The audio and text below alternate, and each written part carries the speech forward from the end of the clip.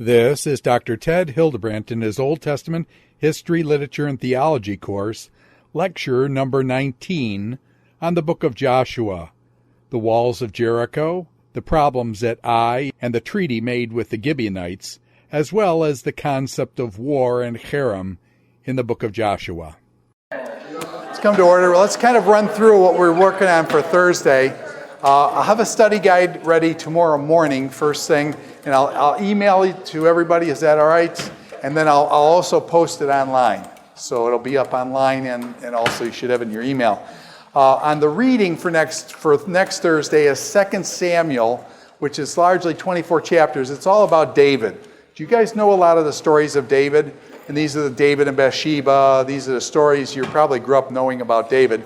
David and his son Absalom and things. So 2 Samuel, and then 1 Kings, chapters 1 to 11, and that's largely about Solomon. So basically, what you're reading for this coming week is David and Solomon, and those stories are fairly well known to everybody. Okay? Yes? What about the exploring Jerusalem?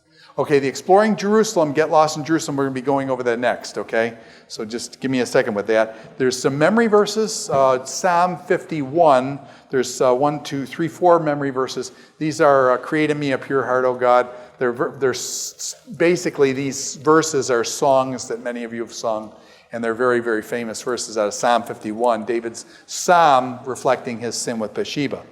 So the reading of 2 Samuel, the reading of 1 Kings 1 to 11, these memory verses, and then the Get Lost in Jerusalem. And what I'd like to do is to show you this Get Lost in Jerusalem now. It's on any of the machines that are networked at Gordon here. For example, I go in the science building. Are you guys aware of on the first floor of the science building? You go in from the Frost side there, and you take an immediate left. There's a room there full of all these beautiful, with these large monitors, and you can go. The only problem is you have to boot up in Windows. It only works in Windows. We only use the best in this class, and so it's only boot up in Windows. So you have to boot up in Windows. Do you know what I'm saying? It's the Windows side, then you go to all programs. Are you guys familiar with Windows? You boot up in Windows, and there's this little button on the side, on lower left side. You basically press that, and you go to all programs, and you just Get Lost in Jerusalem, and you'll be able to pull it up from there. So let's look at that now, and I kind of want to go over it a little bit here. And so I'm going to call up this program from here, Get Lost in Jerusalem, full screen, and just kind of run through some of it with you, okay? So here, call the program up. This will be the same thing you'll get. When you see these initial things here, basically you can click the button to click through all this stuff. So I'm just going to click the button and jump into the program. Now the first thing you need to know with this program is how to turn the music off, okay?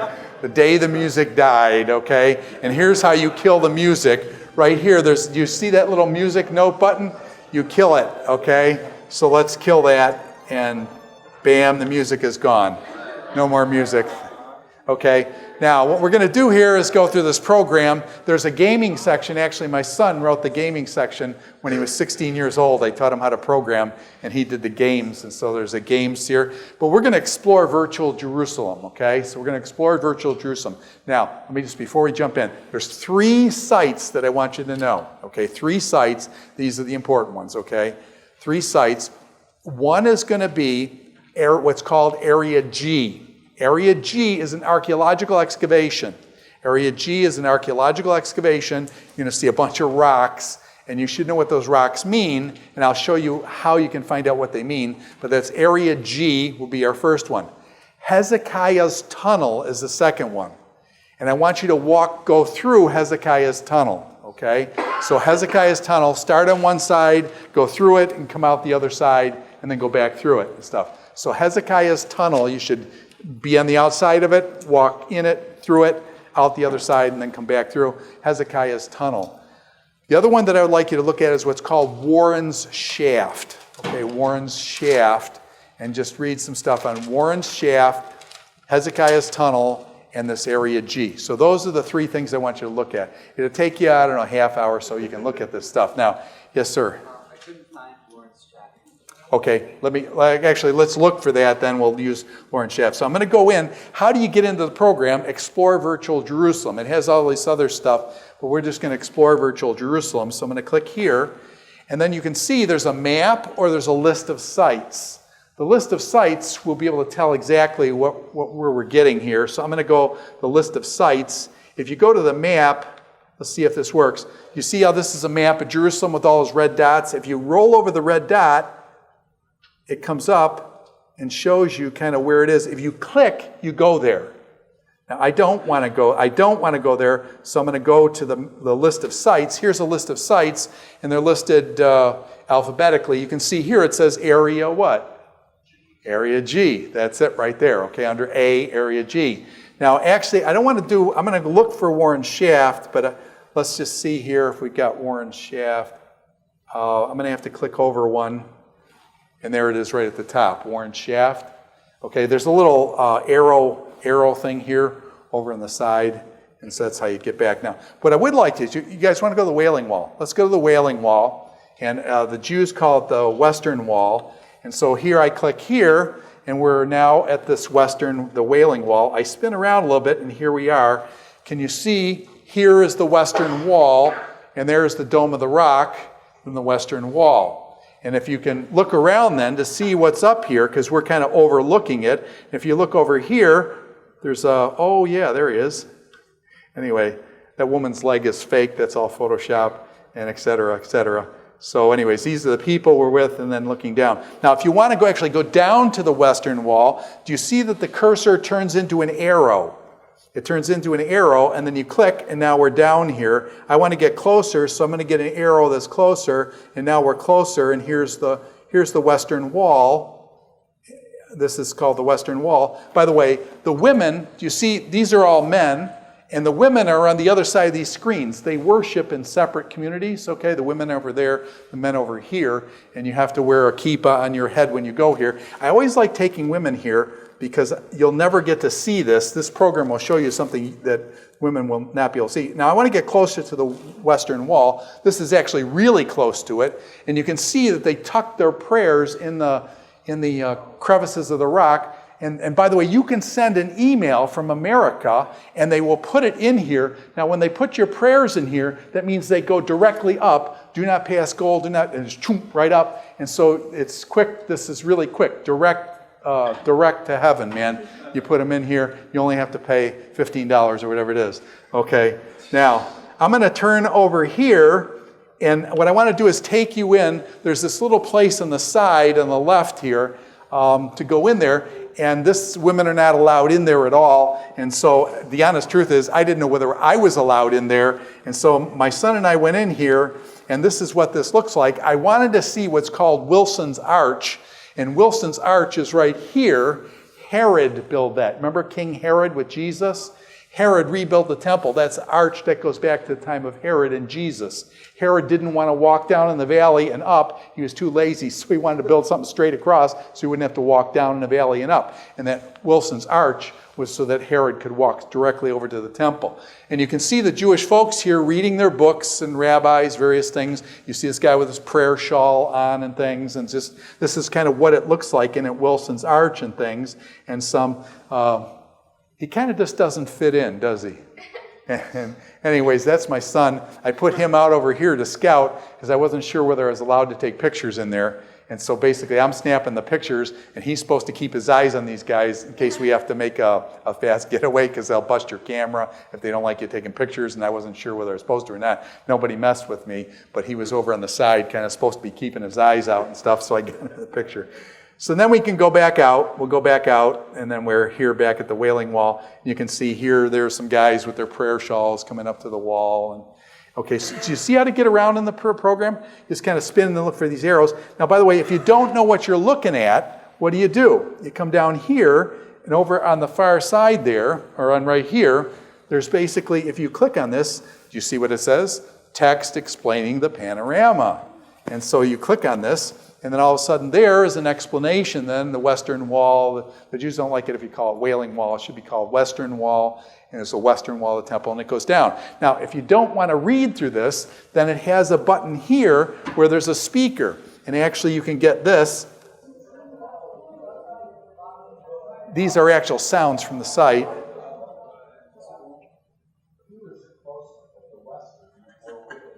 And so then it will talk to you and tell you what you're seeing. And by the way, you can still go over here and you can still mess with the picture and stuff. And so this is the Western Wall. If you want to hear the music, does anybody like the...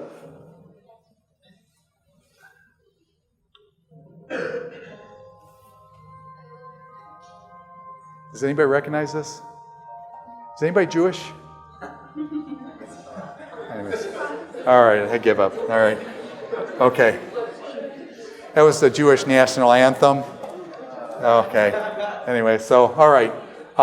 Now, by the way, if you want to get to another site, you can either pick these arrows and walk between sites, or you can come up here.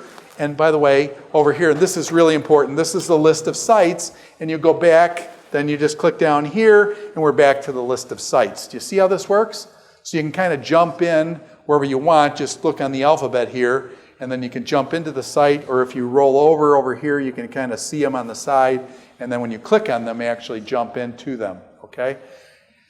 This is available then on all the network computers then, and so this just go down to the, the Windows icon there, bring up, click all programs, and when it'll list a gazillion programs, go down to Get Lost in Jerusalem, and then you're in, you can go and explore it, and then read about it or have it read to you and kind of spend some time at each one of those, the 3 sites, okay? The 3 sites. And so that's Get Lost in Jerusalem. Let me just say, I used to have this project where I did with students that I would walk them through Jerusalem and they would follow the back of my head. And when they got all through Jerusalem, did they know where they were? No, all they knew, it's kind of like if you're the second elephant, the site is always the same. I'm sorry. And so I'm sorry, but I'm walking through Jerusalem and these kids are following me and they didn't have no clue where they were. So what I did was I started this exercise called Get Lost in Jerusalem. I'd walk them into the middle of Jerusalem and then I'd say, oh, I'm lost. I don't know how to get out of here. I'm not going to lead you anywhere. You're going to lead and find your way home because we got to be back to the, for lunch in 3 hours. And so then we would basically wander in Jerusalem for 3 hours. And by the way, would they usually eventually find their way back? Yeah. And a question, when they were leading and they had to make the decision, did they actually learn Jerusalem then? Yes. And so I do this Get Lost in Jerusalem, and the program then, as a result of that, you can actually make your way through Jerusalem and that kind of thing. So, all right, let me kill it. To kill it, you can either do the X thing, or you can just hit the escape, and the escape kills it, and we're out of there. And let's get into Joshua. Okay, so that's Get Lost in Jerusalem. Hope you have fun playing with it and things. There's a lot of, if you ever go to Jerusalem, I think, it's very similar to that. Last time we were talking about the book of Joshua. Joshua coming into the land across the Jordan River. We talked about the Jordan River being about 60 feet wide, 3 feet deep, normal season, but we said this was in the spring when there was basically a flood stage during the spring. We said that the river, did we talk about this? That the river probably collapsed north of where they crossed, about 10 miles. And the Bible, even in chapter 3, verse 16, tells us that the river actually was dammed up at Adam. And that has happened twice that we know of in history. 1927, and I think was between 1,000 and 1,200, there's another record of this canyon wall collapsing and damming up the Jordan River. We said it was a miracle of timing because the river collapsed, the canyon collapsed exactly when they went across. Now, we've got to buzz through quite a bit of stuff today to finish up Joshua. When they cross the river, God has them pick up 12 stones. These stones then are taken and put up as a memorial so that they can remember from these 12 stones. Now, why are the 12 stones significant? The 12 stones stand for what? 12 what? 12 tribes of Israel that are going in the Promised Land. But question, were there really 12 tribes going in the Promised Land? Or were there 2.5, Reuben, Gad, and half the tribe Manasseh already were settled over here in Jordan? So that actually only 9.5 of the tribes actually got land over here. The other 2.5 tribes were over here. So Joshua says, no, you guys can't sit because you got your land already. You got to come and help us fight the Canaanites. And so they were basically, the 2.5 tribes had to agree to send their fighting guys over to fight for the land. So when they go across as what? All Israel. And so this is a really special time in Israel's history when all of Israel is together. Later on, they're going to split north and south. There's going to be tribal tensions later on. But at this point, they're all together, and they're all after, they go into battle together. And so it's kind of a neat thing. Now, in Joshua chapter 4, verse 9, it says this. Okay. Joshua set up the 12 stones that had been in the middle of the Jordan at the spot where the priests who carried the Ark of the Covenant stood. And they are there till this day. I have been in Israel, and they are there till this day, just like the Bible says. The stones are still there, piled up. Everywhere. Stones piled up. Hundreds, thousands of them. Okay? When this says that these stones are there till this day, does it mean to the 21st century? No. It means till this day, meaning when the book was written. Well, critical scholars pull that statement out and they say, wait a minute. What Joshua is saying is the events of history happened here with Joshua, but yet this book seems to have been written hundreds and hundreds of years later, so the writer of the book says the stones are still there till this day, hundreds and hundreds of years later. And that allows then for the historical events, when you write history, do you want history and the writing of history to be close to each other? Or do you want the historical event and then hundreds of years later the event to be written? You want it close together, right? So critical scholars say, no, this book was written hundreds and hundreds of years later, and that the stones are there still till this day, meaning hundreds of years later, and then you have time for legends to grow up and all these miraculous stories to be accreted and things. The only problem with that this is hundreds of years later written, is if you go over to Joshua chapter 6, verse 25, it says this. Joshua 6:25. It says, Rahab, the prostitute, with her family and all who belonged to her, because she hid the men Joshua had sent as spies to Jericho, and she lives among the Israelites to this day. She lives among the Israelites to this day. Question, is this to this day? Is this hundreds of years later? Or is this within her lifetime? How old was Rahab when the guys entered the city? Was she 1 or 2 years old? No, she was a Canaanite prostitute. So she's, you know what I'm saying? So this is probably within 50, 60 years at max, and probably less. She is alive till this day. And what's Joshua saying? Joshua's saying, hey, you want to know about these stories? If you want to know about these stories, you can go ask Rahab. She's still alive till this day. You can go ask her, and she'll tell you about these stories. She's still living. Okay? So is the historical value of the book confirmed? Yeah, in a lot of ways. So we'll look at that. But this statement then, with the stones and with Rahab, it's interesting because Rahab then tells us this wasn't hundreds of years later being written. It was being written in the lifetime of Rahab, the harlot. Now, Gilgal, when they crossed the Jordan, and let me just kind of map this out, okay? Israel's over here in the plains of Moab, okay, here.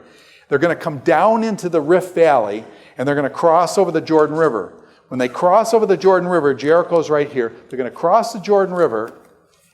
They're not going to go to Jericho at first. They're going to go to a place called Gilgal, just north of Jericho, probably a mile away from Jericho or so. So they're going to go to Gilgal, and they set up camp away at this place called Gilgal. And at Gilgal, 3 things happen, and these are important things. First of all, they celebrate, I believe it's their 3rd Passover.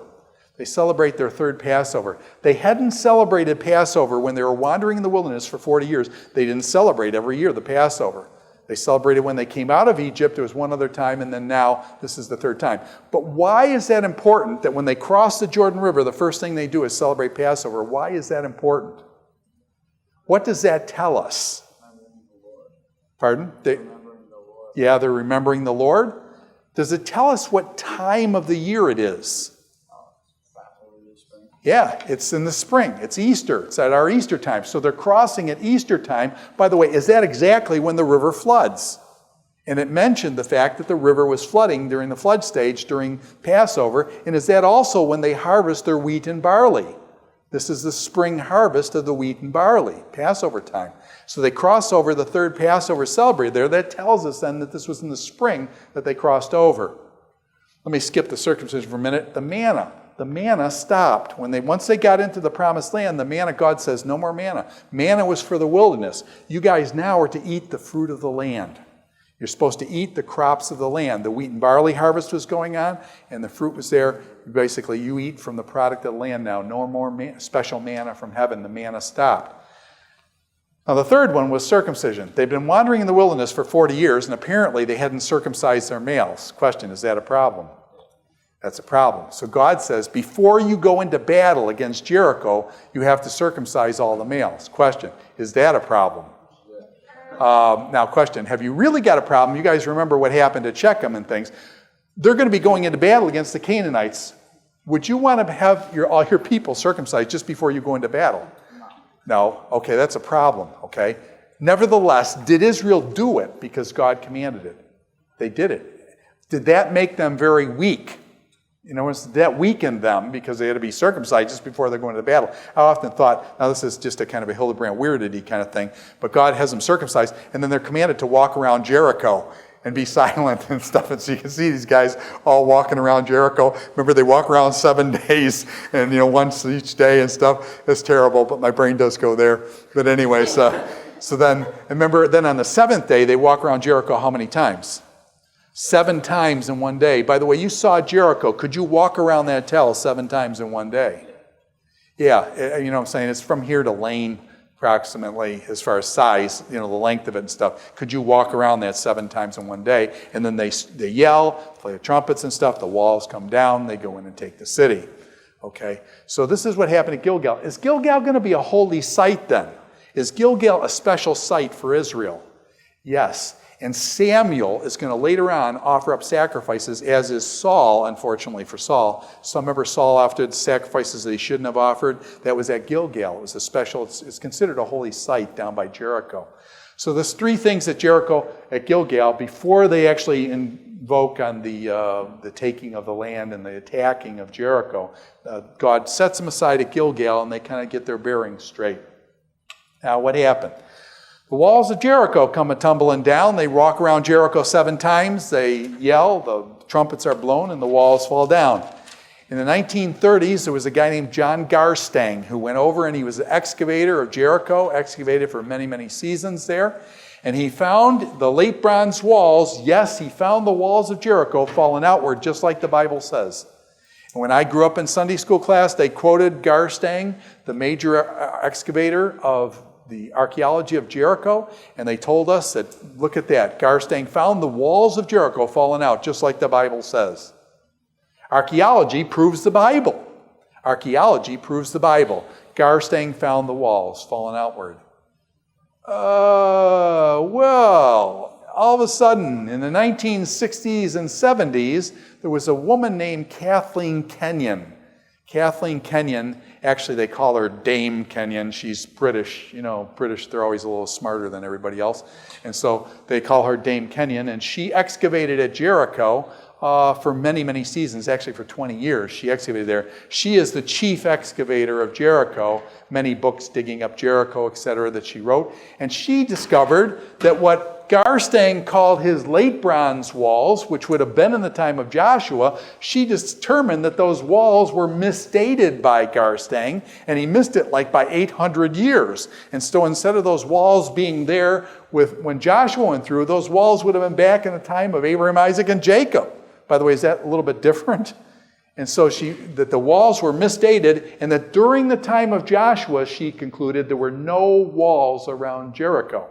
She concluded there were no walls around Jericho during the late bronze period, but that the walls that were found date from the early bronze, which is back in the time of Abraham, Isaac, and Jacob. So, does archaeology prove the Bible? Now archaeology does what? Disproves the Bible. Archaeology disproves the Bible. Does archaeology prove the Bible or disprove the Bible? And this raises a question. Lo and behold, there's a guy named Bryant Wood, and he comes from the 1990s. Now, question, when you're more current, like in the 90s, question, is that like going to be better information than something from the 60s or 70s? Anything from the 60s and 70s got to be wrong, right? It's old, really old. Okay, so anything old has got to be wrong, right? You just ask Al Gore. But anyways, so anything old's got to be bad, okay? And so Bryant Wood, by the way, Kathleen Kenyon died. Have you guys, when I was in college, I was electrical engineering program. And electrical engineering, we did all these labs, okay? Have you ever been in a lab context where you know mathematically what your data should turn out to be, and you know what you just did the experiment, and you know what your experiment did turn out to be? Do you guys know what fudge factors are? These are things, we got very good at this, what we call fudge factors. I don't know what you guys call them today. We call them fudge factors. And if basically, you went into the lab, you know what it should be, you know what you got, you say, man, we messed up, but we got to make this thing work. And so what you did is you did these fudge factors and you made your lab work. Our lab hit right on every time, man. And it was just, people don't do that in science, do that? No. Anyways, this is electrical engineering, that's not really science. But anyways, okay, I'm just being facetious here. Do you ever do data to support your theory and ignore other data that doesn't support your theory? And it turns out that Bryant Wood, now that Dame Kenyon had died, he got in to examine her data and found out that when she said there were no walls there and the walls date from the wrong period, she was only citing data that would support her theory. Was there a whole host of data that contradicted her theory that she ignored? Yes, he found that data and said, oh, look at this. She's just ignored this, Mycenaean pottery, the cemetery around there when people were buried. She ignored that data. The cemetery where people are buried, does that tell you when things went happen? And so basically Bryant Wood has shown that some of this stuff is all wrong, and he goes back and he says this wall was dated correctly by Garstang or thereabouts, and should be a late bronze wall. So question, does archaeology prove the Bible, disprove the Bible, or are these things debated? Are these things debated? Does every 10 or 20 years, does the quote scientists change their mind on this stuff, and there's a big debate on this thing? So you got to be, all I'm saying is, you got to be really careful. When somebody gets up and says, archaeology proves the Bible, you got to be really careful about that, because I could show you a number of places where archaeologists say, no, archaeology disproves the Bible and things. And so what I'm saying is, our archaeologists, they're scientists that are working with historical stuff. Do they have all the data? They don't have the data. Do they have their own theory? Are certain archaeologists working almost purposely to disprove the Bible? And are other ones arguing, trying to prove the Bible and stuff? And so you get this kind of thing going down.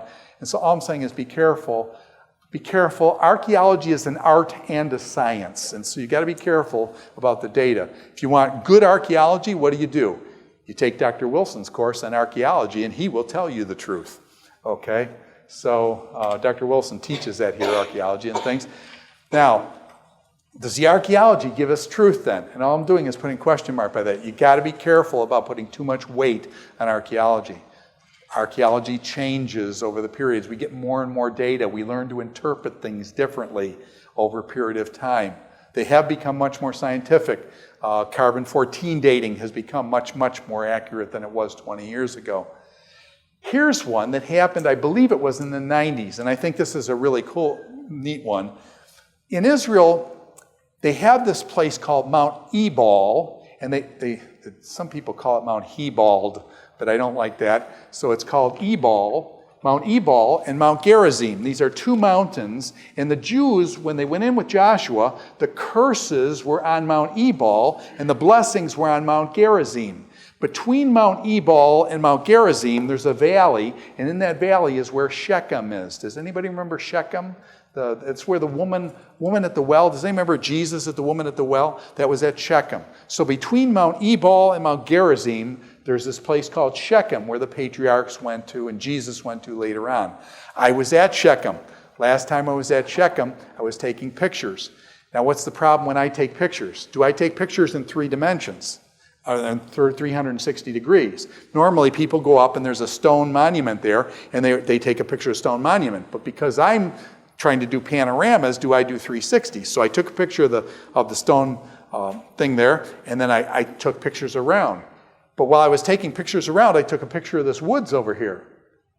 And little did I know that there were a bunch of Arab soldiers sitting in that woods watching me take pictures, and I just took a picture of them. Is this cool? This is not cool. So all of a sudden, I finished my 6 pictures around with my wide-angle lens, and all of a sudden, out of the bushes on the woods on the side, all of a sudden comes out these 6 guys that are Arab dudes carrying machine guns. And it's like, this is trouble. And so they come up, and you're taking pictures, you took pictures, and all this kind of stuff, and they're freaking out about my camera. I'm thinking, oh man, I hope they don't, steal my camera or bust my camera, you know what I'm saying? And things like that. I can come all the way over and take pictures and stuff. So they get, luckily for me, providentially for me, there was a missionary who was a missionary from Amman. He had been 10 years in Amman, knew how to speak Arabic fluently. And my buddy jumps in the way with these guys and starts Arabic, mahasalami kind of stuff. And so he starts doing his thing, and he talks to them and just basically tells them, that's okay, this guy's just a dumb American. He's just taking pictures. He doesn't know what he's doing. And so I said, yeah, that's right, okay. And so the guys, I was really grateful for him. He talked, as a missionary, he talked to them in fluent Arabic. And you know that they did not, I was assuming that what they should have done was rip the film out of the camera, rip the film out and do that. I was just hoping they weren't going to take my camera. They did not even open my camera. They let me go. He talked his way out of that, and I got the camera, and it's like, let's go back to the bus right now. We've had enough of Shechem, okay? Now, up on Mount Ebal, this is in the 90s, the archaeologists on this mountain where the curses were said, the blessings and cursing in Joshua time, there was an altar. There was a knoll there, and the archaeologists started digging down, and when they started digging down, they found a huge altar. Not one of these little altars at Beersheba that are, this high and this big. This is a huge altar made of uncut stone, and there's a ramp up to it. Now, what does that tell you? Made of uncut stone and with a ramp. Did the Canaanites make their altars out of cut stone or uncut? Cut stone. Cut stone put together. This is uncut stone. Were the Jews to make their altars of uncut stone? Were the Jews to make steps up to their altar? No steps. They were to make ramps up to the altar. Guess what? This has a ramp with uncut stones. Question, is this a Jewish altar? It's a Jewish altar. Dated, with guys that originally find it, they were dating it to the time of Joshua. And what they're suggesting is that this altar, chapter 8, verse 30, it says this, Joshua built on Mount Ebal an altar to the Lord, the God of Israel, as Moses, the servant of the Lord, had commanded the Israelites. And what they were suggesting is that they have actually found the altar that Joshua built. Now, as soon as somebody says they found the altar that Joshua built, showing that the Bible is historically accurate, what happens the next day? Other archaeologists get there and they attack this thing and saying, oh, it was misdated to the wrong period. They missed it by 300 years, and therefore it's not the altar of Joshua. It's we don't know whose altar it is, but it's some big honking altar up there. And so there's now question, is there going to be debate over this? Is there debate over this? Till this day, they go back and forth in the debate. So all I'm going to do is say, now by the way, do I think it's Joshua's altar? This is one I think is Joshua. I think they got it right. I think this is Joshua's altar. But there's a lot of controversy over this, and this is what happens in archaeology. All I'm wanting you to do is give a sense for archaeology. Does archaeology prove the Bible? Yeah, you got to be real careful with that. Otherwise, you get archaeology disproving the Bible at certain points, and you got to sort through this. And everybody's got their theories, and things get misstated. There's all sorts of problems and stuff. So you got to be careful. They're learning more and more about the culture. Archaeology is one of the great sciences of the world, and the things that we've learned about the ancient Near East. But you got to be real careful. It's really debated. A lot of this stuff's debated. Now, Joshua's down at Jericho. You can see the Dead Sea there, Salt Sea, and then just up from there is Jericho. Joshua made an alliance with the Gibeonites, okay? Let me hit the button here for the Gibeonites. The city of Gibeon. Do you remember the Gibeonites dressed up in old clothes? They brought old food, and they said, we've come from 1,000 miles away from here and stuff. Look at all our stuff. These sandals were good, and now they're all worn out. We want to make an alliance with you because we've heard about your God, and we want to make an alliance from you. Question, are they from very far away? Are they from dead center in the middle of Israel? Dead smack dab straight in the center of Israel they came from. The Jews didn't know. And the Jews, by the way, never consulted with God, and they made an alliance with the Gibeonites. Now, when they make an alliance with the Gibeonites, what happens?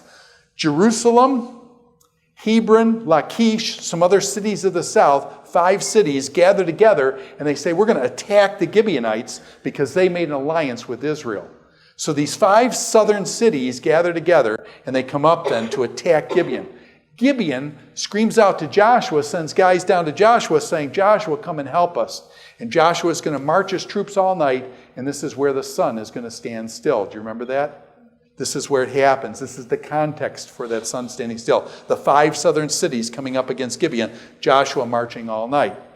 Now, when I was in Israel, I was about 25 years old at the time, and we had I had 2 friends. They were both Dave, and so we called ourselves DDT, Dave, and Ted. And basically, we would go out for walks in the desert, okay? So this is desert here. This is desert. Once you get past this road, do you see this road here? This is called the ridge route. The ridge route, there's a ridge route here. Once you get over to the other side of the ridge route, this is all desert. In other words, all the water gets dropped out here from the Mediterranean Sea, which is down here. Once you get over the ridge, this is desert. It's like California. On the front side of the mountains, there's water. On the back side of the mountain, there's what? Desert. And so the desert's here. So we walked out in the Judean desert from Jerusalem down to Jericho. But we decided one day that any wimp can go from Jerusalem down to Jericho. It's all downhill for like 20 miles and things, at least 25 miles or so. And so we decided we're going to be like Joshua's men. We're going to start at Jericho. We're going to climb these cliffs, and we're going to march the 20 miles across here. We're going to go up to Michmash, just like Joshua's men. By the way, it's uphill. Jericho is about 800 feet below sea level. This is up about 2,500 feet above sea level. So you've got about a 3,300-foot climb. Well, and then you're climbing like 1,800 feet first and then setting off across the desert. So we were, how should I say, I was in really, really good shape. I was, believe it or not, at that time I was an athlete. I played basketball for college and other things like that, tennis and things. And I was in top shape. We were used to walking in the desert, so we were all tanked up with our water. We climb this first set of cliffs to come out of this valley. Okay, this is the Rift Valley. We climb the first set of cliffs. We get up. The temperature starts rising, and it gets hotter and hotter in the desert. It starts getting up 110 and things like that. All of a sudden, we're walking across this desert. And by the way, do you walk in the valley or do you walk on the ridge? You always walk on the ridge. We did this when we came out of Bethlehem. We walked in the valley, and there was some 12-year-old kid. This is the honest truth. 12-year-old Arab kid was sitting up on the top, and we were down about 300 feet in this gorge, and he starts chucking rocks at us. I mean, and so we're looking down, bam, bam, these rocks. We look up, this kid's laughing his head off, throwing these rocks. I mean, rocks big enough to take off your head. They drop 300 feet, they hit you. Guess what? You got a problem. And so here's this kid laughing, 3 big American guys. He's got us pinned down as he's chucking rocks. And we take off running because we couldn't get back up to him. There's cliffs there and stuff, so we take off running. We learned a lesson from that. You don't walk in the valleys, okay? You don't walk in the valleys. You walk on the ridges. So now we're walking on the ridges across the desert. When you walk on the ridge, that means you can't get across, you can't just jump the road. All of a sudden, we start running out of water. When you start running out of water and it's 110, 115, 120 degrees, all of a sudden you're getting dehydrated. What happens when you get dehydrated, do you guys know, have any of you guys fainted? And just before you faint, you start seeing white stars and everything starts going white on you? All of a sudden, we're walking in the desert and things are going awful white and the vision is closing in. And all of a sudden, you look up. When you look up, you see that there are these critters with wingspan about 6 feet circling overhead. And it turns out you probably know why they're circling overhead. And you look up, and then all of a sudden, from my day and age, you remember a movie that you saw when you were a kid called The Birds. And you just say, did you guys still out? Holy cow, that thing is old. Anyways, and so I'm having these things that birds going through. So Dave says, we just got to get over this Mount 394 and stuff. So we're marching and stuff like that. We're out of water, and it's getting really bad. We walk up Mount 394, and we're climbing this mountain. We get up, and he says, we get over the mountain, the Michmash will be on the other side, and we can go down in town, and we get something to drink and stuff. So we're marching up this mountain. We get up to the top of the mountain. We come over the ridge. He's talking about milkshakes coming up the mountain. Oh, it's terrible. I was ready to kill him. We get up over the top of the mountain, we come over the ridge, and there's no mukmas. He read the map wrong, and then we just about did kill him. Okay, he read the map wrong. And when you look out, it was a sickening feeling. Do you guys have respect for the ocean? Have you ever been down the ocean? No, seriously, you look out in the ocean and you say, this is massive. If I were out in an ocean, I would be a speck and it would just gobble me up. I have the same respect for desert. Have you ever been in a desert context when you look out and everywhere you can see is just desert as far as the eye can see, and you feel as a human being like you are so puny. And all of a sudden you know you're dehydrated and you know you're in trouble, and he just read that stupid map wrong. And it means you've got to go down into the valley and climb the next mountain and hope that the Mukmas is on the other side. We went down the valley, climbed the next mountain, got over to the top. We come into Mukmas. We are like, beet red. All the people in Mukmas. Where'd you come from? We come from Jericho. Oh, you don't go on a desert days like this. Hot today. Yeah, we know it's hot. Jericho. Nobody goes down. They come up from Jericho. You don't do that. The guy invited us into a store. He says, anything you want to drink, my friends, anything you want to drink, free. It's on me. So we thought, man, this is great. I never had, Arab do something free like that. You're always bartering. This guy said free. We were like heroes of the town, man. Because all these people came in, the Americans, we walked to the desert and stuff. They don't tell you. So then you start drinking this stuff. Well, they don't tell you what your brain mostly made of is water, okay? Some people may say air, but mostly it's water, okay? And what happens is when you get dehydrated, your brain actually shrinks because it's got a lot of water up there. What happens is that's why you have trouble seeing, because your brain actually is collapsing. And also when it pulls in from the cavity of your head, you get the worst. I don't have migraine headaches. I never have. I have a headache that is so strong that it almost takes you off your feet. It hurts so bad. And you can't see, and it just basically because your brain has gone in and the cavity of your head is still out there and your brain's freaking out. Then you start chugging this stuff, right? And they don't tell you that every time you chug this stuff, it goes down, your body is dehydrated, and it can't accept the water because you're dousing it with too much. So everything that goes down, guess what? Comes back up. And now that is really, the worst feeling, because you're dying because you need something to drink. Everything you put down comes back up, and you're retching your guts out, and you say, what's going on here, man? It's just I need something to drink, but I can't hold anything down. So meanwhile, we got a free ride. We were like heroes of towns. We were belching all over, everything was terrible. But anyways, we get home, and we end up doing warm milk on a spoon at a time. You have to rehydrate. Some of you guys probably know more about this than I do, but we didn't know what we were doing. All we knew was that none of us stayed down. So you have to take it in real slowly so that your body won't upchuck, and stuff. So this is my experience with the desert. Now you say, Hildebrandt, why do you tell all these stupid stories? Well, I want you to think about Joshua's men. They travel from Jericho up to Gibeon, which is about another 10 miles across here. All night they march. You guys ever pull an all-nighter? Marching 30, 40 miles uphill, about 3,300 foot difference over 20 miles, and you're marching all night. Question, are you ready to fight the next day? We're talking hand-to-hand combat and hand-to-hand combat the next day. And I take away, you haven't got any Red Bull or Monster. Okay? Question, are you going to be ready to fight? Joshua then prays for what? Joshua then prays as they're fighting here. Joshua says, Lord, we're going to beat these guys. Give us another 24-hour day period.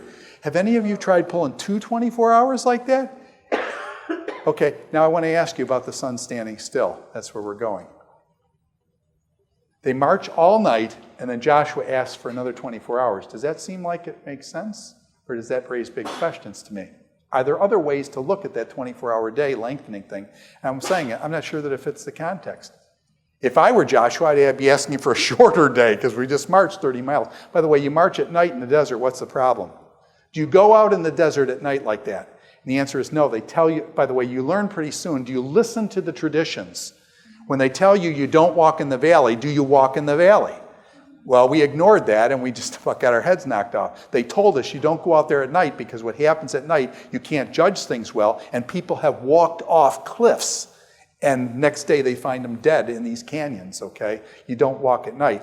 By the way, do our troops fight at night purposely? Our troops fight at night because we have the advantage at night because of these night goggles and stuff. So our troops, I know when my son was in Afghanistan, both in Afghanistan and in Iraq, they would go out on night patrols because we have the advantage at night because of night goggles. But if you don't have those night goggles, are you in trouble? And so that's what they're saying. So anyways, Let's work with Joshua in this the southern campaign then. The Gibeonites, their slickness, very slick. They dress up in these old clothes and they wear old food with its moldy food, and their wineskins are all cracked, and they say, oh, we took this bread fresh from the oven, and now look, it's all moldy. We're from so far away. Make a treaty with us. Joshua, make a treaty with us and things. And they make a treaty with them. Then they call out and say, we need some help now. The Southern League, Jerusalem, Hebron, Lachish, these other cities are attacking us. So Joshua marches his troops all night. And in chapter 10, verse 11, he describes then this sun standing still sin. As they fled before Israel, Israel marches all night, gets up there and attacks to help protect Gibeon. As they fled before Israel, rode down from Beit Horon to Azekah, the Lord hurled large hailstones down on them from the sky. And more of them died from the hailstones than were killed by the swords of the Israelites. Does that make sense? More of them were killed by the hailstones than by the Israelites' swords. One day the Lord gave the Amorites over to Israel. Joshua said to the Lord in the presence of Israel, and this is what he says, O sun, stand still over Gibeon. So sun stands still over one horizon, and moon over the valley of Ailon, which is the other horizon. So sun stands still over there, moon stands still over there.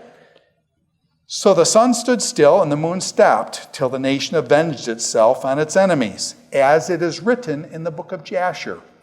Have any of you guys read the book of Jasher? That's a sign for next week, okay? Where's the book of Jasher? Is it part of the Bible? By the way, does Joshua cite the book of Jasher? He says, hey, all this story, if you want an elaboration on the story, see the book of Jasher. Where's the book of Jasher? Nobody knows. Okay, the book of Jasher has been lost. By the way, does the Bible mention many books that have been lost that from the past? Was the Bible the only books running around the ancient world? No. Here he mentions the book Jasher that's long gone. Nobody's seen it in 3,000 years. But Joshua apparently had recorded this story. The sun stopped in the middle of the sky and delayed from going down a full day. There has never been a day like it before or since, a day when the Lord listened to a man. Very interesting statement there. So, sun standing still. What does this mean, the sun standing still? Some people say this is Joshua's missing day, 24-hour period. This is a 24-hour period when the sun stood still. By the way, I ask you, does the sun stand still or does the earth spin? Does the sun stand still or the earth spin? The sun goes up because of the spinning of the earth, right? So actually, now you got to stop the earth from spinning. Question, does that cause big problems? All of a sudden the oceans go, whoosh, Okay, so the earth spinning. Could you do light bending? Could he bend the light to make it look like the earth was, the sun standing still? So I don't know how God did it or whatever. But some people say that, hey, they poked this into a computer, and the computer has found that there's 24 missing hours when we punch this into the computer. My problem with that they've actually found the computer when they do a computer analysis that there's a day missing from the ancient world, and they attribute it to Joshua's missing day. My problem with computers is, do you know the GIGO principle for computers? Garbage in, garbage out. Do computers tell you out what you put in? And so all I'm saying is be careful about this computers prove the Bible thing, okay? Be careful again about computers prove the Bible thing. So the sun standing still, cautious on the computer standing still. Does Joshua want 24 more hours for his troops to fight? What I'm going to tell you is I think his troops were dead tired and he's asking for relief. And some people suggest that what he's asking, the word for stand still can also be translated silenced. And what he's asking is that the sun be silenced. That the sun be silenced.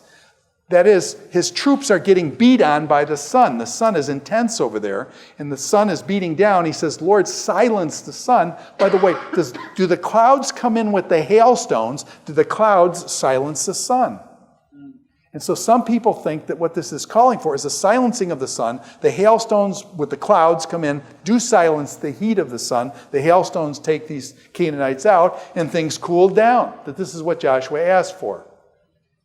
Now, by the way, does the text really say here in your NIV the sun stands still on things? So this doesn't fit. And I want to give this about a 20% possibility or less possibility, maybe about a 15% possibility. This one's probably more. There's a guy named John Walton. He teaches at another school. I don't like to mention the name. It's a place called, I think it's called, it's in Chicago, outside Chicago. I think it's a place called Wheaton.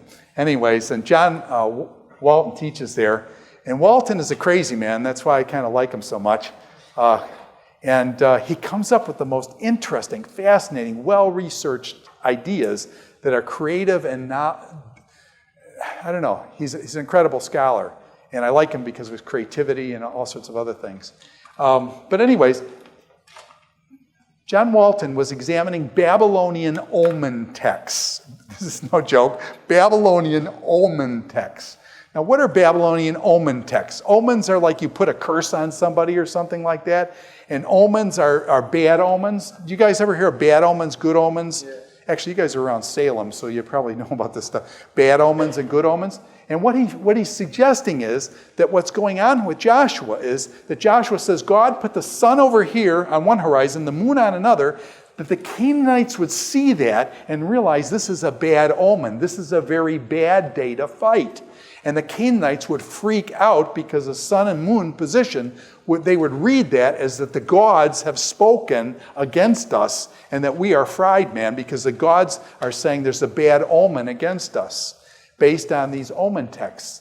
Now, by the way, so what Joshua is saying is, put the sun here, the moon there, give them a bad omen so that they will run and our guys will get relief. In other words, our guys aren't going to have to go after fighting these guys and God takes them out with the hailstones.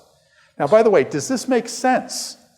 That this could possibly be an omen. He says the sun over Gibeon, the moon over Ayalon, and that he sets this up as a bad omen. And I really like this suggestion. It sounds half crazy, and it probably is, but so am I. And so I want to give this a shot, okay? I'm not saying that's the way it is. I'm saying if I'm probably going to do it right, I'll probably go the sun stood still. But I like this because it explains so many things about his troops being tired and things and asking for relief for his troops rather than that, okay? So can we give this a 5 or 10%? Anyway, so I think this is an interesting interpretation. And I think it's possible. It's based on these ancient omen texts, and I think he may be into something. Hannah? Wait, so the first one is 20% possibility, right? No. I'm saying the first one, this is a standard one that most people hold. This is like 80%. And I want to do this one about 15%, and I want to do this one at about 10%. Thank you. No. Don't say thank you. What did I just do? 80, 20, 15. It doesn't add. It adds up more than 100. I'm just messing with you. Anyways, but what I'm trying to say is this one's probably the one that's standard, and this one's probably unlikely. But I just think it's fascinating. It explains stuff. To be honest, it explains stuff that I've never been able to explain before. And that's why I like his suggestion. Okay, so it's just, you kind of got to walk on that. Okay, now, what is so special? Now, this is what excites me. Check this out. Chapter 10, verse 14. The sun stopped in the middle of the sky and delayed going down a full day. There has never been a day like it. What is so unique about this day? There has never been a day like it before or since. What is so unique about this day? A day when the Lord listened to a man. Did Joshua pray and God had the heavens set up according to Joshua's prayer? This is incredible. And what I'm trying to say is, does this verse tell us, does prayer matter? Does prayer change things? Does prayer make a difference? It says this day has been like no other day. God listened to the voice of a man and set the heavens according to Joshua's request.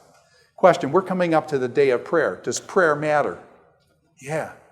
You can address Almighty God. God listens. He listened to the voice of a man. That is incredible.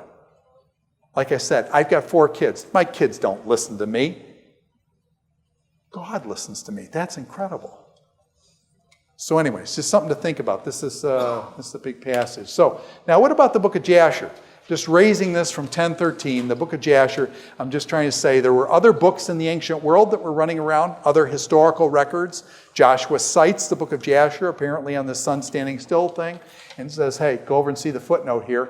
this book of Jasher. This book has been lost. It's not an inspired book, but does it tell the truth? Apparently Joshua says the book was telling the truth about how the battle went down.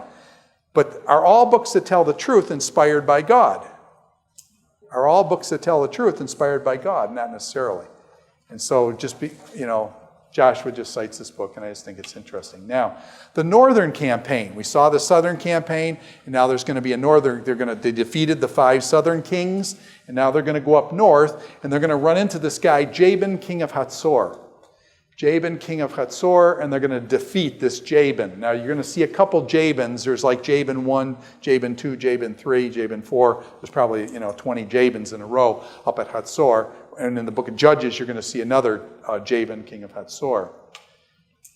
Here's a map, and I'm just going to put a circle around Hatzor.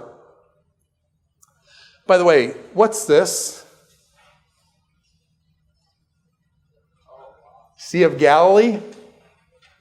Can anybody see this? Does that look like a little harp? Does it look like a harp a little bit? They actually call it the Lake Kinneret. And Kinneret in Hebrew means harp. So they actually called it Lake Kinneret harp. It later became known as the Sea of Galilee or the Sea of Tiberias. Tiberias, is that a Roman name? Bad. Okay. Who hangs out at the Sea of Galilee? If you're in the Bible and you don't know what the answer is, what name do you give? Jesus. Okay, so Jesus, remember Jesus hangs out Sea of Galilee, fishing in the Sea of Galilee, storms in the Sea of Galilee, feeding people by the Sea of Galilee, Sermon on the Mount beside the Sea of Galilee right here probably. And so Jesus, the Sea of Galilee. Now Hatzor is located, 5, 6, 7 miles up here. Hatzor is the biggest archaeological site in all of Israel. It's like 250 acres, I think. It's somewhere in the neighborhood of 250 acres. Is that a lot of land, 250 acres? That's big. I mean, by American standards, is it big? You say American, we got these 1,000-acre farms now and things like that, but 250 acre for a city like that, in ancient world, that was huge. Okay, Jericho, how big was Jericho? Like I said, from here to Lane, Jericho, you march around 7 times. Hatzor, 250 acres, much, much bigger than Jericho. So they're going to have iron chariots up here. They're going to have chariots here. So the guy at Hatzor, Jabin, gets his chariots, comes down here, and where are they going to fight? They're going to fight right here because there's a huge, wide open valley where the chariots will run well in this wide open valley. That valley here is called the Valley of Har Megiddo. The Valley of Har means mountain of Megiddo. The Valley of Har Megiddo, if you say that real fast in English, you get the Valley of Armageddon, Har Megiddo, the Valley of Armageddon. This is where Armageddon is right here. Okay, now we'll look at this more closely later. This is the Valley of Armageddon, okay? At Har Megiddo, the mountain, it's just outside the mountain of Megiddo. Megiddo's right here. So this is where they come down to do the battle. Joshua goes up, does he win? Joshua always wins. Well, not always, but he defeats them. They go up to Hatzor. They burn the city down. Joshua takes Hatzor down. Hatzor is the big city in the north. Okay, so they did the south. They did the north. And now what? You got 2 problems. Joshua's going to face 2 problems. These are significant problems. He's going to go to Ai. Ai is a little city. Joshua's going to be down here at Gilgal, Jericho area, down in the bottom of the canyon here. Ai is going to be located right about there. He's going to go up to fight Ai, but what happens? He sends his spies up there, and the spies say, the city of Ai, they only got like 200-300 men up there. This is no big deal. Don't take the whole army of Israel up there. Joshua, just send a couple thousand men up there. We'll blow Ai out, no problem. I mean, there's just 200 or 300 men there. Get 2,000 men. We'll take it easy. Do you see the arrogance there? Who's winning the battle? We're winning the battle. We're good enough. We got this under control and things. They send their 2,000 or 3,000 men up to Ai. Guess what happens? They suffer their first loss. Have any of you guys played sports and you go into your season and you have your first loss? Is the first loss a killer? It just takes the wind right out of the team. You're psyched up. You're going to go out there, blow them out and stuff, and then you do your first loss. It's devastating. So anyways, they go up, they get their first loss. Ai, small town of Ai, defeats them. Ai is so small. When you go to Ai, you can about throw a stone over top of it. It's that small. I mean, I'm talking quad. I'm talking less than the quad, okay? Small, very small city, Ai. Although we're not sure exactly where it is. There's big debates on all this stuff. What was the problem? Achan sinned. Achan sinned, and there was sin in the camp. Achan had stolen. Do you remember this guy Achan went into Jericho, and he stole some gold, and he stole a Babylonian garment, a Babylonian robe. That Babylonian robe and that gold, he took into his tent, and what did he do? He buried it in his tent and hid it. All the stuff from Jericho was to be what? All the stuff from Jericho was cherem, was to be devoted to the Lord. All of it was to be burned up to the Lord, and the wealth of that thing, the gold and silver, was to be taken into the treasuries of the Lord. Jericho was Israel's first what? It was their first victory in the land. And God says, your first victory, I get all the stuff. The first victory, Jericho, that's why Jericho was so special. It was the first victory in the promised land. And God says, Jericho is mine. The whole thing comes to me. Achan stole some of the goods. And so basically there's sin in the camp. God knows there's sin there. They go up to fight against Ai. God says, I'm not with you anymore. You're on your own, man. And so you lose. And so the family basically, now notice when Achan, they cast lots to find out who did it. They come back and they said, God, what's going on here? Joshua, it's very interesting. Joshua's comment, and let me just work with this thing with Achan. Achan, they cast lots, the lot falls on Achan. Achan says, okay, I stole the robe and I stole the gold and I sinned and stuff. They basically kill Achan, but they also kill Achan's family. And again, as Americans, we do everything as individuals, okay? We do individuals and everything is done individually. Some people try to mitigate that, why the family was killed, by saying, did the family know that he had buried these stolen objects in the ground? So the family was partially responsible because they didn't tell anybody, and these other guys went up and got killed for this, and so the family was partially culpable because they knew what their father had done. That's part of it. Another way of looking at this is through the lens of corporate personality. That in certain cultures, they view, in American culture, is everybody an individual. Everybody is individualized. I do and everything is I focused. In other cultures, it's a very we culture, and that the cultures, you look at the units in other cultures are not individuals. The units in other cultures are family groups or clans or tribes. And so this is called corporate personality, where there's a kind of a corporateness to it. It's very foreign to our thinking as Americans, but it's very important if you're going to understand other cultures that they see themselves as a group, as a unit. And so that's possibly what was going on here. Yes, Hannah? How come Abigail and her husband would see this then? I mean, they made it very clear, they were like, Naban's family was a foolish family, but Naban was in Naban. Is it Naban or Naban? I don't know what you're talking about. So. Abigail, Abigail, yeah. But I don't know that that's relevant to this discussion, so I want to stay on track with these guys, okay? And just talking about Achan getting stoned and the family, seeing the family. Now that's not saying, in other words, what I'm saying is there's a relationship between individuality and corporateness. And what I want to do is kind of back off the individuality and say that there's corporateness involved in this. Now that doesn't mean that every time in every situation it's always corporate. But what I'm saying is that this is another, in other words, you know what I'm saying, it's not always one way or the other. But as Americans, do we even have the notion of corporateness?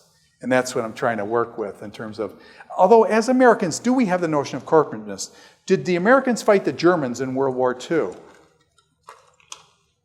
Did the Americans fight the Germans in World War II? And so we labeled it as a group kind of thing. And so this individual versus corporate, and not saying it's always one way or the other, but just you work between the two of them. I think one of the other problems that they had at Ai was this notion of habituation, and that they assumed that God was on their side, that God was predictable. That God was predictable. God is always on our side. We're the Jewish people. We're the chosen people. God is always on our side. He's always against the Canaanites, and therefore God becomes predictable, and this became a real problem rather than realizing each situation is an individual choice. And so this thing with each individual choice, committing each individual choice to God rather than saying, oh yeah, of course, and this is this assumption that God is with us. Have you ever been in churches that have this concept that God is with us in this church? And they always assume that God is with them as opposed to others and things. And I think you got to be really careful about this assumption that God is with us and then using that. Because in this case, they went up to fight against Ai and God was not with them. Why was he not with them? Because they had sin in the camp. They had sin in the camp, and so God says no. They sin, and what's interesting, the people sin, and then Joshua blames God.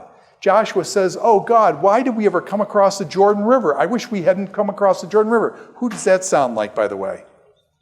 I wish we didn't come across the Jordan River, that we stayed on the other side. Isn't that exactly what the Israelites said when they came out of Egypt? We want to go back to Egypt where there's leeks and melons and food and water. Joshua verbalizes that same thing, and the problem is, does one sin of a person affect the whole community? Does one sin of a person affect the whole community?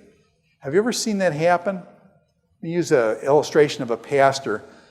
I had a pastor friend who actually was one of my students, and I taught the book of Psalms to him, and he was my pastor then, years later.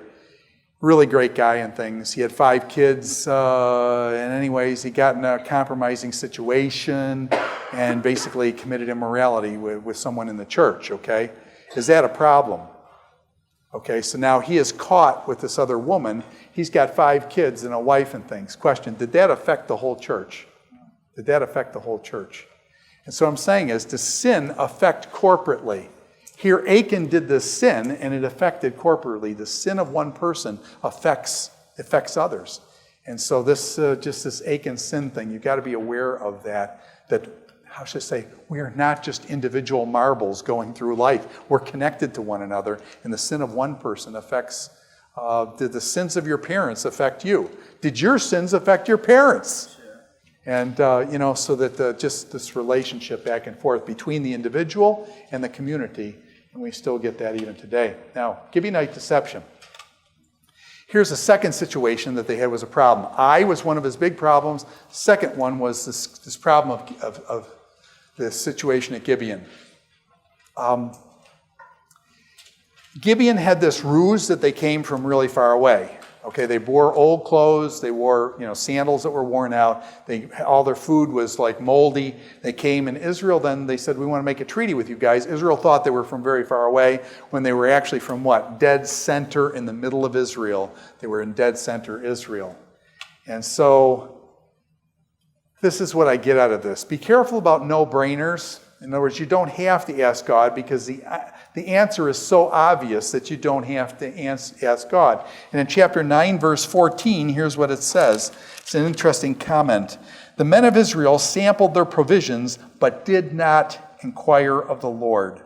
They sampled their provisions, saw that they were all moldy and old, but they did not inquire of the Lord. And when they didn't inquire of the Lord, they made a big mistake. They made a treaty with the Gibeonites. They didn't ask God about that. And something that seems so obvious turned out to be a really big problem for them. So what I'm saying is you need to trust God in the uniqueness of each moment, each decision. Have any of you made decisions that actually were like going to be a total disaster, and they turned out to be one of the best things that ever happened to you? And have you ever made a decision where you thought this is obvious what you do, and when you got in the situation, it turned out to be really terrible? So I'm saying is we don't know the future. We don't know something that looks so good can turn out to be the most ugly thing in the world. Something that looks terrible can turn out to be good. And so you depend upon God because you don't know the future and things. Each decision needs to be kind of put that way.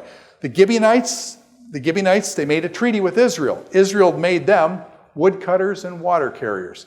And so they said, okay, we made a mistake here, but you guys got to serve us now. So the Gibeonites were kind of like adopted into Israel as woodcutters and water bearers. They became kind of servants to Israel, cutting their wood and carrying their water.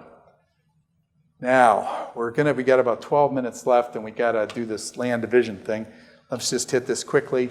And there's 4 tribes you want to know, and there's 6 cities you want to know, okay? Now, by the way, these maps, where do you find these maps? These maps are all in the PowerPoints, right? These maps are all in the PowerPoints you download and things like that. So these are basically 4 tribes and 6 cities, and then I just want to go through them, okay? First of all, do you see the Dead Sea, the Salt Sea? Draw a line right from the top of the Dead Sea, and what city do you hit right here, right across from the top of it? Jerusalem. Okay, that's how you can picture Jerusalem. North of Jerusalem is what? North of Jerusalem is what tribe? Benjamin. Why is Benjamin important? Who's going to be from Benjamin? Saul, King Saul, first king of Israel, is from Benjamin. So Jerusalem is right on the border, just across the top of the Dead Sea. Benjamin's to the north. This tribe is Benjamin. What tribe is to the south? Judah. Why is Judah important? Who's from Judah? David. Okay, so David's from down here. Saul's from up here, Benjamin, Judah and Benjamin. So what's the relationship of Judah and Benjamin? Judah is in the south. Benjamin sits right on top of it. Jerusalem is the border between the two, north and south. Okay, let me just jump over to another map here. Okay, there's Jericho. As far as city goes, you see Jericho's north of the Dead Sea just a little bit. Jericho. Another city is Gibeon. Do you see Gibeon? Just north of Jerusalem, a little bit to the west. Gibeon. So you've got Jericho, Gibeon. Gibeon's a city, the Gibeonites, and then lastly Jerusalem. And Jerusalem's over from here. So I just want to get in these cities. Are these major cities in Israel? Jerusalem, Jericho, Gibeon. These are major cities then that are, and then these two areas, Judah and Benjamin. Here's the tribe of Judah. Do you see the Dead Sea here? And where is Judah? Judah is right next to the Dead Sea. So it kind of lines the Dead Sea to the west. This is the tribe of Judah. This is the tribe of Judah to the west of the Dead Sea. Up in the north, there's where Jerusalem is, just right across from the head of the Dead Sea in about 20 miles or so. What's south of Jerusalem? The city of Bethlehem or Beit Lechem. Beit Lechem, Beit means house, Lechem means bread, house of bread. Bethlehem, who's from Bethlehem? Don't give me Jesus this time. Who's from Bethlehem? David. David's hometown is in Bethlehem. Jesus will be born in Bethlehem, Micah 5:2. David's from Bethlehem, and David will capture Jerusalem, by the way. And then Hebron. Hebron is down here. She's queen of the south. This is like Atlanta. Hebron is like Atlanta, kind of queen of the south. Hebron will be the place where Abraham buried Sarah. Remember all the stuff with Abraham is in Hebron. And then there's only one more city, and I haven't got it circled, and that's Beersheba. Beersheba is down here. It says Has anybody ever heard this as Beersheba? Beersheba. That's when I was younger. That's how it was pronounced, Beersheba. Beer means well of. Sheva means seven. So it means seven wells. So Beersheba is the southern boundary of Israel. So this city down here is like the southernmost point in Israel, and Beersheba is the south. And so those, by the way, do you see that these cities line up on a route? This is a major route running north and south, the ridge route there. And so this Jerusalem, Bethlehem, down to Hebron, and then down here, there's like a road that runs kind of like 1A in Wenham going down there. So now, north of Benjamin is the tribe of Ephraim. Ephraim is like Judah in the south, Ephraim in the north. It's the major tribe. Okay? And this is the schematic that you probably just need to learn, okay? Judah next to the Dead Sea, Benjamin on top of Judah, Ephraim on top of. Does that make sense? Now, where is the tribe of Dan? Dan is out here, but who's out here? Philistines. What do Philistines do to Jews? Kill them. So Dan moved to the north, the northernmost point. The tribe of Dan, which was here, collapses. The tribe collapses into a single city, and that becomes the northernmost city. The tribe of Dan moves north because they don't want to get beat on by the Philistines. Okay. Now, we're going to buzz through this. This is going to have to do with war, our next discussion, and this has got to go quickly. And I know there's a lot of stuff that could be discussed for days with this, but we talked about the Holy War, or Cherem. Cherem meaning devoted to the Lord, destroyed, burned up to the Lord, dedicated to the Lord. And this is what happens. The Cherem, the destruction, men, women, and children, and animals at Jericho is the Cherem. Israelites were told to give the cities a peace, give them a chance of peace. They were to come to the city and say, you guys can submit to us, we won't destroy you. You have peace and stuff. Basically, the question is, a lot of people, and this is really a hard thing, how does God destroy these cities when men, women, and children, even the animals get killed? I'm not sure that I've got the answers for all this, but one of the principles is that God is judging The land of Canaan is being judged. And for 400 years, God says he let the iniquity of the Amorites kept rising up, and God spared them for 400 years. And in that 400 years, then God sends Israel in to destroy them. So Israel becomes an instrument of God to destroy this culture because this culture was so wicked. And God says basically it's a judgment. In other words, Israel going in there and destroying this culture is a judgment on the Amorites because of their sin. So that's number one, that this isn't just Israel fighting a war with somebody. No, this is Israel doing God's judgment on them. The second point that comes up here is leaving them in the land. If Israel left the Canaanites in the land, the Canaanites would do what to the Israelites?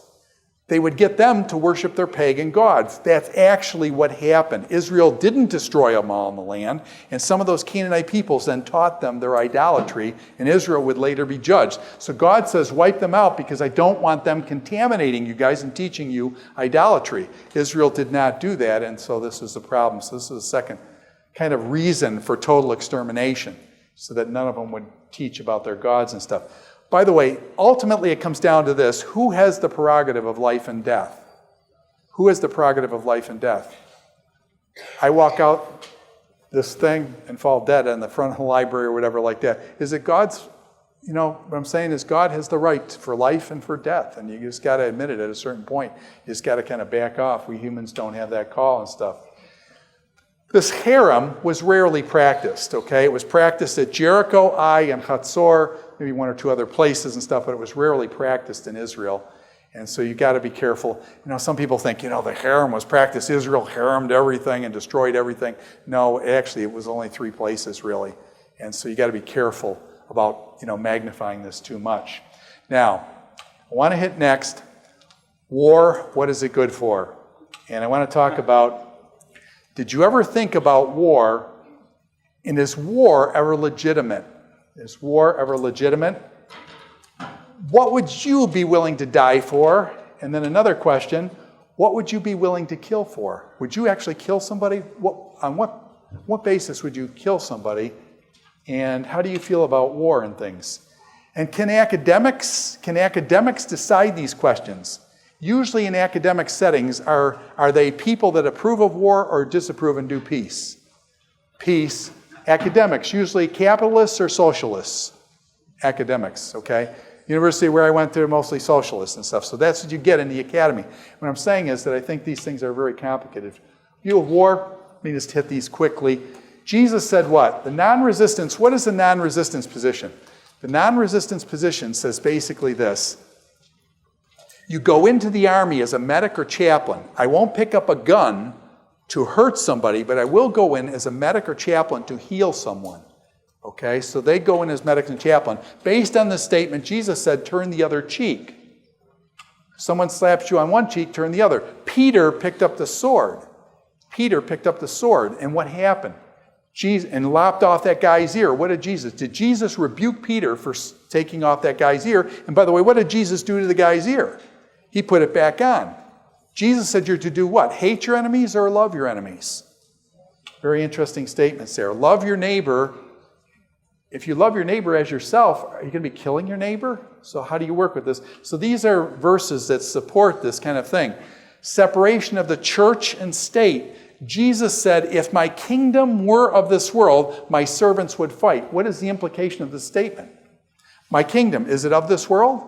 No, it's not. And so my servants won't fight. Okay? And did many of the early Christians die not defending themselves against the Roman Empire and that kind of stuff? So Jesus said these types of things. Christ dies as an example for others and doesn't defend himself. And he dies without defending himself. This non-resistance position. Now, what I want to do is just show the other side, and then we'll call it a day. Dualism. Can we say we're of God's kingdom and we're not of this kingdom of this world? Do most of us live in this world? Do we eat? Do we do other things in this world? And so, in short, do we have dual citizenship? Do I have responsibilities to America? Do I have responsibilities to America as well as being a Christian? Am I also an American? What are my responsibilities as an American? Here's another passage. Jesus said, I did not come to bring peace, I came to bring the sword. Jesus said, Luke chapter 22, I did not come to bring peace, but the sword. What did Jesus mean there? Did Jesus mean we should pick up the sword and go after it? No. This passage has been taken out of context. Jesus said, I did not come to bring peace, but the sword. In other words, is the sword going to be used on you disciples? The sword is not that the disciples were to use the sword, but that the sword would be used on them. Did most of the disciples die a violent death? And so Jesus, when he says that, and then what if you saw somebody being raped? Would you actually physically hurt the person that was raping the person? Now, you're doing violence to that person, but the person is doing violence to that. Would you just stand by and say, sir, I'm a conscientious objector and I don't want to hurt you and stuff. I will call the police on you and stuff, so you better do us fast and stuff. Or would you go pounce on the guy and knock his lights out? Okay? So what I'm saying is, when one country is doing something to another, what would happen if America didn't get involved with the Hitler thing? It's possible Hitler would be ruling all of Europe now, and more. Okay, so what type of war this non-resistance has to face some of these questions and things. We didn't talk about pacifists. We didn't talk about just war. And she's out of here, so we better get out of here. Oh, okay. All right, let's go. That's enough. We'll see you on Thursday.